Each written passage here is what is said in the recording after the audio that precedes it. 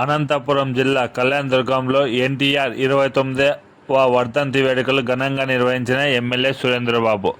అందులో భాగంగా కళ్యాణదుర్గం ప్రాంతంలో కూడా కొంతమంది ఎక్కడి నుంచో వచ్చి గాలి మరల పేరు చెప్పి రైతులను మోసం చేస్తున్నారని, అలాంటి వారిని నమ్మొద్దని, రైతులకు కేవలం 2,000 రూపాయలు ఇచ్చి అగ్రిమెంట్ రిజిస్టర్ చేసుకోవడం మోసం చేయడమే అని, ప్రభుత్వం ఏ కంపెనీ అయినా భూములు కేటాయించడానికి కొన్ని నిబంధనలు పాటిస్తుందని, అలాంటి నిబంధనలను పాటించకుండా కొంతమంది రైతులను మోసం చేస్తున్నారని రైతులు గమనించి అలాంటి వారిని నమ్మొద్దని ఎమ్మెల్యే సురేంద్రబాబు తెలిపారు.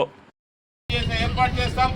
అందరూ అనుకుంటున్నారు 7 నెలలు గడిచిపోయిందని. పర్వాలేదు, ఇంకా కూడా మనకి 17 నెలలు ఇంకా 24 నెలల దాకా టైం ఉంది. ఖచ్చితంగా అనుకున్న సంవత్సరంలోనే దాన్ని అనుకున్నట్టే పూర్తి చేస్తాం.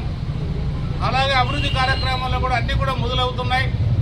రోడ్లు కూడా అన్ని చోట్ల కూడా మనం ముఖ్యమంత్రి గారి దృష్టికి తీసుకెళ్ళాం. ఆయన కూడా ఏదైతే మనకు సెంట్రల్ నుంచి రావాల్సిన నిధులకి ఆయన కూడా చెప్పడం జరిగింది. ఆ నిధులు కూడా త్వరలో కూడా రాబోతున్నాయి. దాంట్లో రోడ్లన్నీ కూడా మనం బాగు చేసుకుంటున్నాం.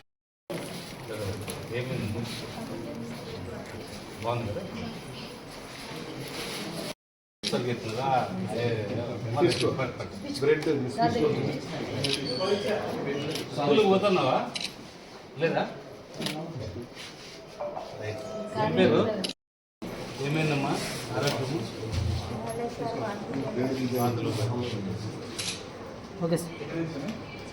ఎన్టీ రామారావు గారి వర్ధంతి సందర్భంగా మా పార్టీ నాయకులు మేము అందరం కూడా సమావేశం జరగడం జరిగింది. ఇక్కడ ఘనంగా నివాళులు అర్పించాము.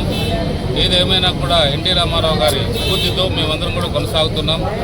ఆయన 42 సంవత్సరాల స్థాపించిన పార్టీ తెలుగుదేశం పార్టీ ఈరోజు మా జాతీయ అధ్యక్షులైన నారా చంద్రబాబు నాయుడు గారు, అలాగే జాతీయ ప్రధాన కార్యదర్శి అయిన నారా లోకేష్ బాబు గారు ఈ పార్టీని ముందుకు తీసుకెళ్తూ మా అందరికి కూడా ఒక మంచి భవిష్యత్తు కల్పించి ప్రజలందరూ కూడా మేలు చేసే విధంగా రాష్ట్రాన్ని అభివృద్ధి బాటలో నడిపిస్తున్నారు.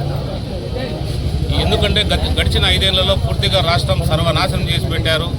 ఎక్కడేమైనా కూడా స్వలాభం కోసమే ఆయన ఢిల్లీ ప్రయాణం చేస్తూ వచ్చారు. చాలా సందర్భాల్లో ఒక్కటి కూడా పూర్తి చేయకపోవడం. విశాఖ స్టీల్స్ నిన్ననే చూశారు, 11,000 కోట్లు దానికి కేటాయించారంటే దాన్ని మరీ కూడా జీవం పోశారు. నారా చంద్రబాబు నాయుడు గారు, అలాగే పవన్ కళ్యాణ్ గారు, మోడీ గారి సహకారంతో మోడీ గారు పూర్తిగా మన రాష్ట్రం వైపు చూస్తున్నారు. నిజంగా చాలా సంతోషకరం. అలాగే పోలవరం కూడా ఈరోజు పనులు ప్రారంభమైన నిన్ననే, మరి రాజధాని కూడా పనులు ప్రారంభమవుతున్నాయి.